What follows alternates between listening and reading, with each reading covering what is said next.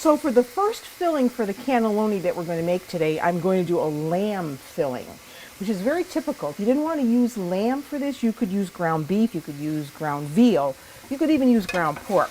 So I have about 1.5 pounds of ground lamb, and I'm just browning it in a couple tablespoons of olive oil. So we want to make the filling while the dough is resting. So brown the lamb.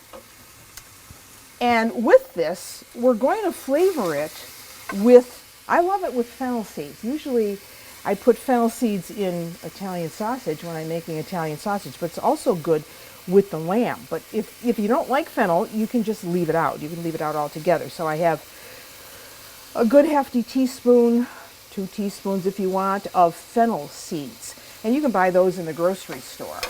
So you can see the lamb is now starting to turn color.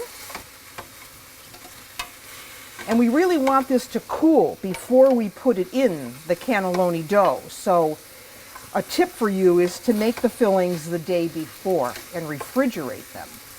So here we have some fresh mint right from the garden, a couple tablespoons. I'm going to turn off the heat, add the mint. And now all we have to do with this is give it some cheese and some tomato sauce, and we're ready with that filling. And it really smells good with that mint and the fennel. So now for the cheese for this, we're going to use this cheese. This cheese right here, see? This is Pecorino Romano cheese. So about 1.5 cups we want. So I'm going to add some cheese. I know you're saying that's a lot of cheese, but actually it's going to give this great flavor.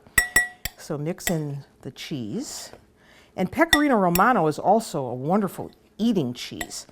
I love it in the springtime with fava beans and white wine. That's very classic in Italy. So you mix in the cheese. And then we want to have something to bind this so that when we put it in the dough, it's just going to stay together. And that would be tomato sauce. Mary Ann was up early, yes she was, making tomato sauce. So you want about 1/2 cup or so of tomato sauce. And I am just going to eyeball that.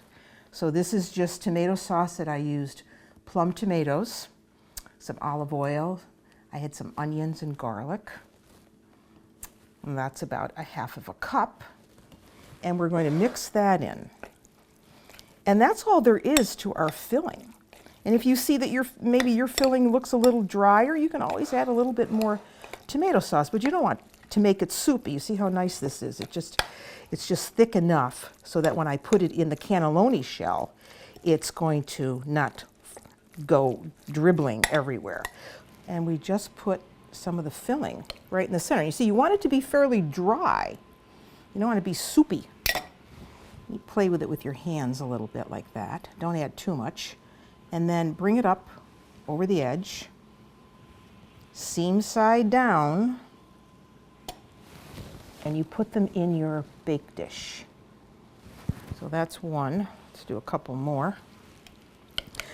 And as I say, this is something that you had on Sunday, because let's face it, this is no walk in the park. I mean, this takes a little time to do, but I wanted to do it for you because you know how much I love classical Italian foods. And now we're going to add some of that tomato sauce over the top. Remember, you made the tomato sauce. And for a wonderful recipe, you can go to the Ciao Italia website and find how to make a simple tomato sauce. And then all we have to do is add some cheese to this.